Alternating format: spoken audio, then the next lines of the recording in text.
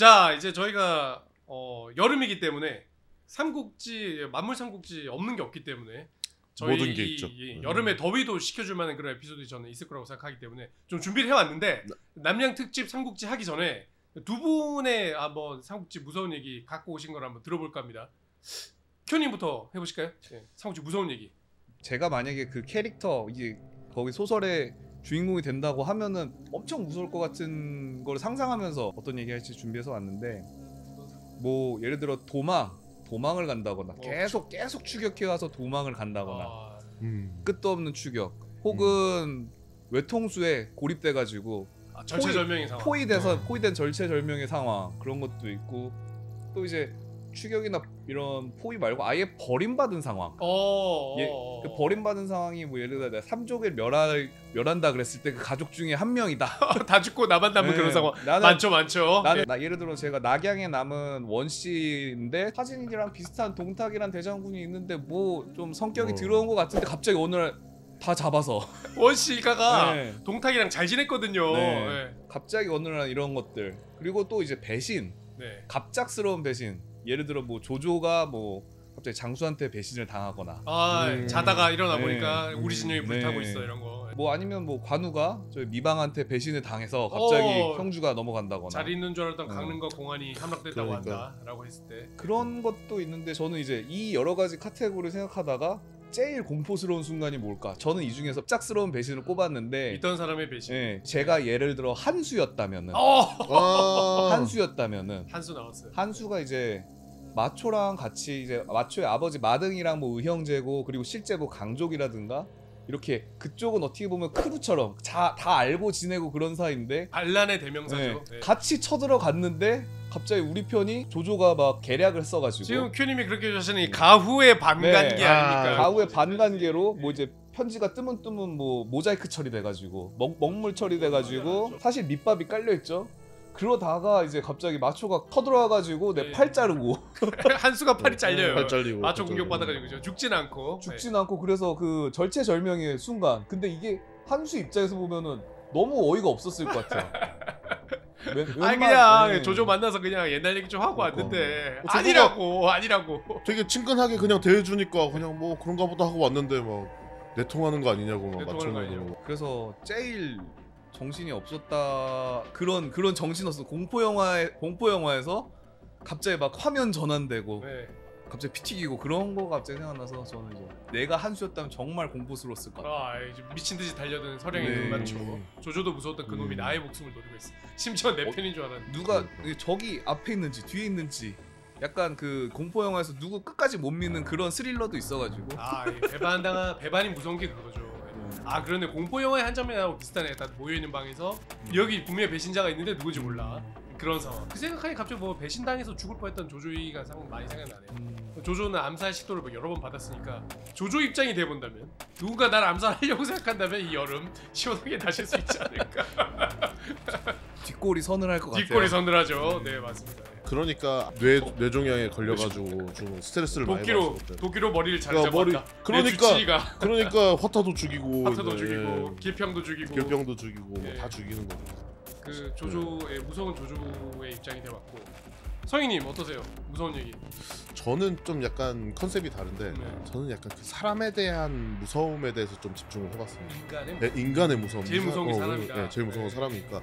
유비가 사실 굉장히 그 되게 인자하고 인덕이 있고 백성을 위하고 이렇게 이상적이고 되게 의리 중시 여기고 이런 걸 되게 그런 컨셉으로 많이 밀었는데, 가끔 되게 사이코패스 같은 그리고 너무 유비 같지 않은 도리에 어긋나는 짓을 미친놈처럼 막 할 때가 있거든요.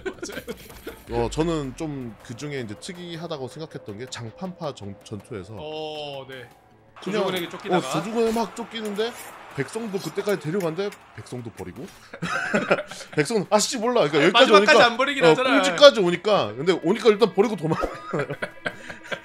거기서 그냥 맞서 싸워서 뭐 죽으면은 삼국지가 안 이루어졌겠지만 어쨌든. 그리고 고기방패처럼 백성을 고기방패로 쓰고 그런 느낌이 들 정도로. 그리고 처자식도 버리고. 처자식 버리죠. 자기 아들 유선 뭐 버리고. 처자식 여러 번 버리죠. 유비가 여러 번 버리죠. 조은이 구해오게 만들고. 그쵸. 그리고 죽을 똥 싸가지고 조은이 그걸 구하는데 고든이 그냥 집어 던져가지고 지 새끼 막 집어 던지고 너 막 같은 돌바닥에다가. 애 때문에 조자룡 같은 장군을 잃을 뻔했구나. 제가 생각할 때는 이게 굉장히 유비의 계략적인 오히려 그런 무서움이 있습니다. 너의 그 마음을 내 네. 아이를 버려서라도 그때 내 장수의 마음을 내가 가진 건 너밖에 없다고. 그치, 순간 생각한 거죠. 아 나한테 유리한 게 뭘까? 내 새끼 집어 던지는 게 이 장수의 마음을 확실히 얻을 수 있다면 인자한 척하는 그 충성을. 미소 안에 숨겨져 있는 그 차가운 계산들. 저는 약간 그런 데서 섬뜩함을 좀 느꼈습니다. 직장에서 그런 분들하고 일하고 계십니까? 직장이 노출될 수 있기 그래, 때문에 맞아요. 노코멘트를 하겠습니다. 예. 그런 사람들 직장이 많을 것 같긴 한데. 근데 예 없지 않아 있죠. 뭐 회사나 계산. 뭐 사회생활 하다 보면은 또 그런 유비의 데서 미소를 띠고 이 속으로. 네, 그렇죠. 여러 군상들을 좀 보게 되는데, 근데 그래서 삼국지에서 되게 많이 좀 그 예를 찾고 있습니다. 처세를 익혀오시군요. 아니 근데 부하 직원 그러니까 조자룡 입장이시잖아요. 그렇죠. 저는 아직 그러니까 성인님을 던지지는 않을 거예요, 그 사람이. 누군가를 던지고 오. 성인님의 마음을 살려고 하겠죠. 그럼 펑펑 울죠, 저도. 평생 따라가는 겁니까? 그러니까 막 근데 만약에 그 사람이 그렇게 계산적인 차가운 계산. 예. 그럼 또 그렇게 무서운 거죠. 그런 느낌이. 무섭지만 눈물을 흘립니까? 근데 제가 만약에 조자룡 입장이었으면은 그냥 계산적이라는 생각을 아예 못했을 것 같아요. 유비 너무 사랑하니까. 유비가 너무 그렇게 말도 안 되는 짓을 하니까 나를 그 정도로 나를 아끼는구나. 그냥 거기 넘어가 버릴 것 같아요. 맞아요. 네. 그렇게 자꾸 넘어가면서 살고 계시는군요. 그렇습니다. 그렇게 또 당하는군요. 우리는 항상 가스라이팅 우리들은 당하면서. 그렇게 또 당해가지고 네, 또 엄청나게 많은 일들을 하고 회사를 위해 모든 걸 바쳤는데 회사는 나에게 행복하면 됐잖아요. 한 잔에. 알겠습니다. 조자룡 이해해 주셨습니다. 예. 네. 뭐 여러 가지 무서운 측면들을 짚어주신 것 같아요. 삼국지 여러 에피소드들을 남양 특집으로 생각하실 수 있는 것 같고 저희가 준비한 얘기를 한번 드려 볼 테니까 아마 거의 다 아시는 얘기일 것 같긴 한데 이것도 이게 남양 특집의 관점에서 바라보면 조금 저희가 다른 감상을 느낄 수 있다. 에피소드 1번 조조 얘기입니다. 네. 차오차오. 네. 차오차오가 칠성검을 들고 네, 기억하시죠? 네. 동탁을 죽이러 가던 바로 그 순간. 네. 조조의 임기응변이 얼마나 능한지를 알 수 있는 그런 장면이죠. 간웅의 그야말로 에피소드라고 할 수 있는데 이 동탁이 그때는 조조롭게 신뢰를 하잖아요. 그렇죠. 네, 가까이 두고 믿고 쓰던 시절이라 그때 자고 있는데 보통 자고 있으면 어디 감히 사람을 들이겠는가마는 조조니까. 동탁 승상님 저기 주무시고 계신데 잠깐 앞에 가서 기다리십시오. 그 말 듣고 조조가 이때다. 드디어 찬스가 왔구나. 그래서 이제 품속에 왕윤이 준 칠성검을 들고 이렇게 가잖아요. 가서 이렇게 칼을 쓱 그래서 찌르려고 하는 순간 칠성검이 보검이라 너무 구석이 박혀 있는 보검이라 너무 반짝거렸어. 찬란한 태양빛이 거기 비는 반사가 돼가지고 동탁이 누워서 자고 있던 그 거울이 앞에 거기 비쳐서 자던 사람이 눈을 뜰 정도로 밝게 비치는 바람에 동탁이 눈을 뜨고 돌아보는 순간 칠성검을 들고 있는 조조. 헌사. 자, 여기서 그쵸 헌사를 하는 거죠 여기서. 네. 이 순간 조조의 심정 그 머릿속에 온갖 생각들 진짜 스릴러죠 그게. 영어로 만들면은 그렇게 그 부분 굉장히 이제 스릴 있게 나오잖아요 진짜. 이렇게 음악 짜자자자 해대한으로 끌어올리고 그죠. 예. 어떤 기분이실 것 같으세요? 지금 뭐 조조 입장, 동탁 입장 둘 다 돼보죠. 둘 다 무서울 것 같은데. 그러네. 서영님 어떠십니까? 누구 입장? 저는 만약에 동탁 입장이었다면 진짜 오금이 저릴 정도로 무섭지 않았을까. 움찔할 거 아니에요. 내가 믿던 조조가. 네, 내가 믿던 조조가. 그래서 너무 믿었던 나머지 너무 천연덕스럽게 이제 조조가 하니까 그럴 수도 있겠다 싶어서 믿어버리거든요. 이게 너무 천연덕스럽게 해버리면 또 믿어버리잖아요. 얘가 말도 안 되는 상황이니까 사실 자기한테는 인지 부조화 같은 일을 하는 거죠. 그래서 그 당시에는 오금이 저릴 정도로 놀라지만 그리고 나중에 이제 조조가 이제 뭐 자기 말이 뭐 어떻다는지 맞아요. 핑계를 대서 좋은 말을 선사받고 나가지 않습니까? 그대로 도망가지 않습니까? 심지어 또 그 와중에 또 빠른 말로 바꿔요. 멀리 달아나기 근데 그때 더 무서웠어요. 생각이 현실로 돌아오는 거죠. 그죠. 이게 생각해보니까 나중에 끼워 맞춰보니까 아니잖아요. 이 새끼 봐라. 그럴 리가 없어. 원래 현실 부정부터 하잖아요. 그쵸? 사람이 아닐 거야. 아니야, 우리 맹덕은 그런 사람이 아니야. 잠깐만. 반성, 수용, 마지막에는 분노가 하면서 이제 쫓아라 이제 때는 늦었죠. 근데 그럼 이제 그 상황까지가 동탁은 되게 이제 사람에 대한 신뢰도 잃어버리고 차갑게 계산이 맞춰지면서 나 죽을 뻔했던 거 아니야 이렇게 되는 거 아니에요. 더 무섭죠. 서로 확 돋을 것 같습니다. 동탁의 마음. 그래서 동탁이었으면은 저는 그 이후로 아무도 못 믿었을 것 같아요. 여포조차 맞아요. 뭐 양아들이라고 들여놓긴 했는데 계속 그래. 믿음을 못 줘가지고 여포한테 창을 던지고 눈치게 하면서 그래서 네. 비단옷 안에다 갑옷 입고 맨날 항상 갑옷 입고 다니고 비단옷 입고 찔렀는데 막 칼 안 들고 들어가고 막 이런 독한 놈. 갑옷을 입고 있었구나. 예. 그렇죠, 그렇죠. 그러니까 동탁이 심정으로 산다는 것도 쉽지 않다. 조조 입장이시면 어떠십니까? 조조 입장이면 저는 그냥 저 같았으면 그냥 거기 자리에서 그냥 다리 풀려서 주저앉고 안 돼요, 안 돼요. 임기응변을 할 수가 없었을 것 같아요. 이것이 영웅과 우리 네. 범부의 차이인가? 조조 진짜 장삼 대단해. 장삼이사라서 진짜 대단한 그런 거. 걸 생각해 볼 수가 없습니다. 그러면 아예 일단 암살 시도 따위. 암살 시도가 아니라 그냥 그 근처 가면은 뭐 어떻게 달콤한 말을 해드릴까 그것만 생각했겠죠. 칠성검은 그러니까 우리에게 주어지지 않는 거야. 우리에게 칠성검이 그래. 주어지지 않아. 내가 그런 상황이었으면 동탁한테 붙었겠죠. 어떻게 하면 사형당하지 않을고 어떻게 하면 오늘도 무사히 버틸 것인가에 대해. 예. 아 하지만 그 옆에서 이제 암살을 기획하는 조조의 마음. 네. 저에게 남양 특집 같은 에피소드 하나를 남기고 조조는 살아나갔습니다만 완전히 살아남지는 못했죠. 중간에 가다가 붙잡히는데 두 번째 기조에 그렇죠. 그 근데 붙잡히자 또 알고 보니 또 조조를 흠모하던 진궁이라. 진궁이라는 사람과 또 굉장히 또 인물을 만난 거죠. 그렇죠. 인물 만나는 건데 그 둘이 여백사의 집에 들어가지 않습니까? 같이 예. 도망가는 시대를 같이 아버지 친구 좀 몸을 좀 숨겨줬는데 기다려봐라 너 왔으니까 술 먹어야지 하면서 좋은 술을 여백사는 사러 가고 가솔들한테는 뭔가 지시를 했는데 일단 방에 들어가서 쉬세요. 일단 쉬세요. 일단 아랫목 따뜻하게 데펴놨으니까 들어가서 쉬세요. 근데 밖에서 들려오는 칼 가는 소리 그러면서 야, 이거 칼이 더 갈아야 돼. 잘 안 들어. 한 방에 보내야지. 약간 이런 싹싹 갈면서 묶어서 죽일까? 이런 이런 얘기하고 밖에서 바로 들려오는 동맥을 노리는 거야. 약간 이런 멘트들을 그런 멘트들 들리는 상황에서 나가서 조조가 한 번에 쳐야 된다 하면서 다 죽여버렸는데 야 옆에 묶여있는 돼지 두 마리. 삼국지 굉장히 맞다. 안타까운 순간들 중 하나죠. 안타까운 순간이죠. 사실 안타까운 순간이긴 한데 여백사 입장에서는 그리고 이제 돌아오던 여백사까지 죽여버리는 장면인데 그렇죠. 자 어떤 대목에서 누구 감정이 입하시면 더 무서우십니까? 여백사 가족이 더 무서우십니까? 아니면 조조 입장이 더 무서우십니까? 아니면 그 옆에서 바라보던 진궁 입장이 더 무섭습니까? 저는 그냥 약간 개그로 하자면은 돼지가 제일 무섭다. 팔다리 묶여 있는데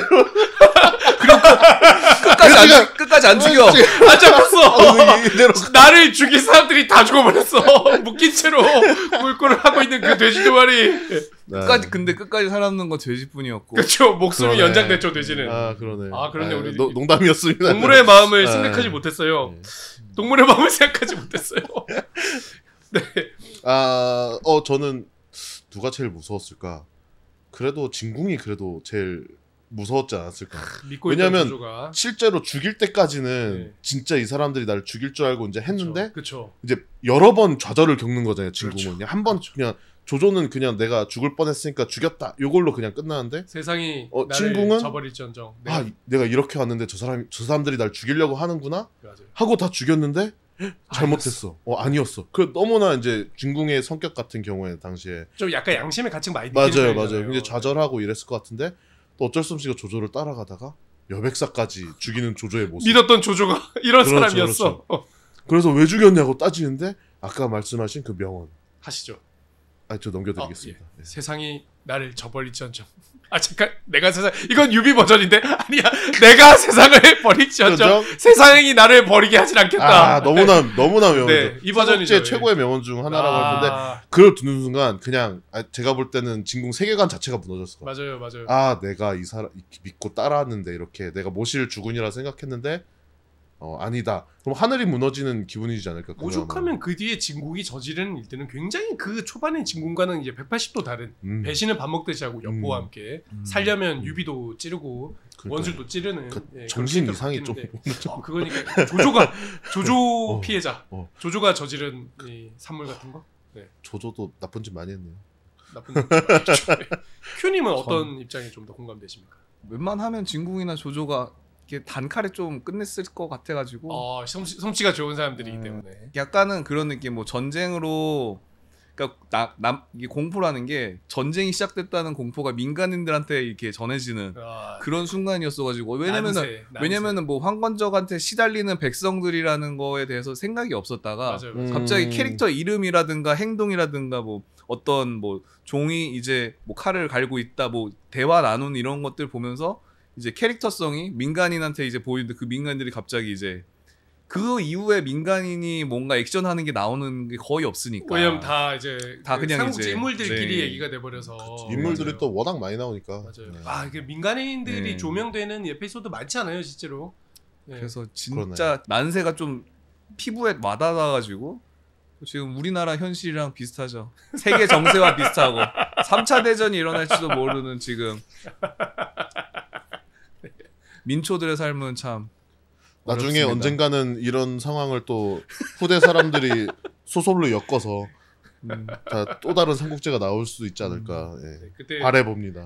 그때 저희가 네. 이제 죽는 사람 A로 안 나왔으면 좋겠다. 그러니까요. 네. 어디 이름 하나는 남겨야 되는데. 어디 이름 하나 남겨야 되는데 능력치 어떻게 평가받을지 되게 두려워지고. 네. 호랑이는 뭐 죽어서 가죽을 남긴다는데 네. 그 가죽 때문에 죽는 거일 수도 있고. 그렇죠. 네.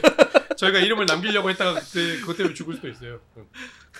지금 얘기하신 얘기에서 자연스럽게 약간 넘어갈 수 있는 고리가 생겼습니다. 지금 네. 가죽을 남기는 짐승 얘기에서 좀 다른 얘기로 가보면 유비가 늑대고기 먹은 적 있죠. 유비가 이때가 아마 여포한테 져가지고 약간 이렇게 막 광야를 헤매던 시절, 방랑 유비. 방랑하던 시절, 그 시절에 우연히 민가에 들어가서 유한이라는 사람을 만나서 접대를 받는데 판본에 따라서 그게 좀 좀 다르죠. 다르죠. 예. 뭐 여기선 그 판본을 따랐어요. 네네네네. 유한이라는 사람이 모셔가지고 가서 이제 대접을 한번 받았는데 고기를 사러 나가서 이 사람이 고기를 사와가지고 먹는데 처음 먹는 고기 맛이었다. 무슨 고기냐?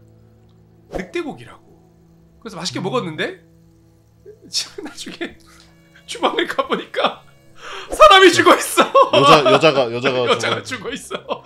근데 보니까 팔에 베인 자국이. 이게 어떻게 된 거냐 얘기하니까 사실은 고기가 없어서 대접해드릴 아내를 죽였다. 아니 이게 뭐 갑자기 유비식인종 되는 상황. 어떤 판본에서는 죽이지 않고 네. 허벅지만 그런 이렇게 네. 그나마 허벅지는 재생이 되니까. 그래서 이런데 살았다 이런 내용도 있고 그건 약간 유비를 띄워준다 한 거 아니에요? 이거 약간 고우영 아저씨도 그렇게 그리셨거든요. 고우영 화백께서도 말을 그린 거 보면은 이렇게 잘라서 살 내주고 어디는 또 엉덩이 살이라는 얘기도 있고 고우영 화백님이 엉덩이 살로 그래. 표현하셨는데 그러니까 안 죽었다고. 근데 보면은 그 나중에 막 예전에 지혈이나 뭐 이런 개념도 잘 없었을 텐데. 인권이 없을 때 지혈을 못해서 과다출혈로 사망. 네. 그죠. 그럴 수도 있죠. 아니 그러니까 이게 보면 나중에 그 보고 조조가 나중에 그 얘기 듣고 상 줬다. 그 사람한테 요한한테 상 줬다. 어떻게 이렇게 지극하다. 충성심이 지극하다. 지극하냐. 그리고 그 사람이 심지어 그 늙은 노모를 모시고 계세요. 맞아요. 네, 그래서 막 유비가 막 공화가지고 막 자기 부하로 삼으려고 차마 같이 가자 근데 그러는데 어머니 때문에 못 간다. 그러니까 그런 사람이 와이프를 죽이고 죽이는데 엄마는 안 죽여. 엄마는 못 죽여. 엄마는 두고 갈 수 없어. 천륜이기 때문에. 그렇죠. 그때는 이제 천륜이다 보니까 그렇게 되는 것 같은데 이게 얼마나 무서운 상황인가. 무서운 상황이죠. 네. 유비도 무서웠을지도. 근데 유비가 딱히 무서워하는 느낌이 아니라 고마워하는 그런 느낌이 오히려 약간 그게 더 무서운 거죠. 감사하다 막 어떻게 이렇게까지 그러니까 이렇게까지 귀여운 약간 그냥 그 네. 사람을 근데 그때 당시에는 좀 그 의식 수준이 좀 지금과는 달라서 인권의식이요? 인권의식이 일반 맞아요. 백성은 좀 약간 그래도 된다 네. 그런 게 있어서 또 그렇게 반응했을 수도 있지 않을까. 네. 어떤 대목이 좀 무서우십니까? 다 무섭긴 하지만 인간의 귀천이 느껴진다는 거. 죽어도 지금 되는 이제 사람. 현대에 와서는 네. 이게 물론 어느 나라는 아직도 그렇진 않지만 그 인권이 보장되지 않는 나라들도 있죠. 명목상으로라도 물론 실제 뭐 계층, 계급, 뭐 인권 이런 것들이 명목상으로만이라도 이게 유명무실할지언정 이게 대전제가 깡그리 무시되는 게 그쵸. 아닌 현대 사회인데 이때는 이런 게 다 깡그리 무시될 수 있는 전제란 것이 존재하지가 네. 않아. 네. 네. 그런 걸 생각해 보면 참 이때 그 전반적인 분위기 자체가 무시무시하다. 그냥 다 공포예요. 그냥 삼국지 모든 에피소드가 삶 자체가 공포야. 그 시대 시대가. 내가 딱 떨어졌다. 난세니까 귀족이든 권문세가든 아니면 뭐 군인이든 장군이든 그냥 일반 백성 민간인이든 그냥 쉽게 자지도 못했을 것 같고 이게 지금 저희가 삼국지 뭐 태어나면 어느 날에 태어났을까 막 이런 생각 막 저희가 하면서 얘기하다 보니까 기본적으로 다 지옥이다 이런 결론에 저희가 사실 도달해 있잖아요. 예, 그것 때문에 이런 얘기 하시는 거기도 한데 다 무서워요. 진짜. 다 무서운 상황이다. 알겠습니다. 뭐 저는 사실 그러니까 이제 와서는 사실 저희가 뭐 그런 입장 사실 저희가 막 얘기하진 않지만 유비 입장에서는 아마 많이 먹었던 거 아니야? 그 생각을 좀 했어요. 좀 약간 침착하게 먹어서 그게 그 정사에 그 얘기 있거든요. 딱 그때쯤에 여포한테 지고 돌아다닐 때 광릉 지역 돌아다닐 때 유비가 진짜 사람이 사람을 잡아먹었다 그 얘기가 나오거든요. 근데 유비가 거치골 돼가지고 미축이 놓아주기 전에 그때 사람이 사람 잡아먹었다. 그게 이제 거기가 이제 조조가 서주를 초토화시켜 놨으니까 서주 대학살로 먹을 게 없는 거죠. 경제가 무너져 있는 상황이라. 그러면 먹었겠 사람이 사람인데 충분히 먹었을 거라고 그런 얘기 있잖아요. 막 네. 그 흉년 들면은 막 잡아먹는다는 그런 얘기 있잖아요. 아이 옆집이랑 바꿔서 잡아. 자기 거 먹으니까. 아니 그러니까 이게 처음이 아니었던 거 아니야? 그 생각이 조금 들더라고. 알던 맛이구만 이러면서 이 집 민육 잘하네. 그랬을 수도 충분히 있다고 생각해요. 보급이 뭐 지금 현대전에 그런 보급이 아니기 때문에 맞죠. 약탈해야 되고 다 현지 조달을 하는데 현지가 이제 그 삼국지 전란 시대가 가면 갈수록 약탈할 거리도 점점 없어지는데 그러면 이제 남는 게 단백질밖에 없어요. 네. 탄수화물 포들게 별로 안 남아서 거기까지 가는 것 같아요. 네, 이거를 생각하면 현대인 입장에서 삼국지 시대 떨어졌다고 생각하면 그것만으로도 여름에 더위가 좀 가신다. 아무리 더워도 요즘 같은 세상에 이런 좋은 나라에 듣고 계시죠? 이런 좋은 나라에 이 태평성대에 살 수 있다는 거 행복합니다. 세상이 좋아진 거예요. 그럼요. 삼국지를 읽으면 다시 보게 돼요 세상을.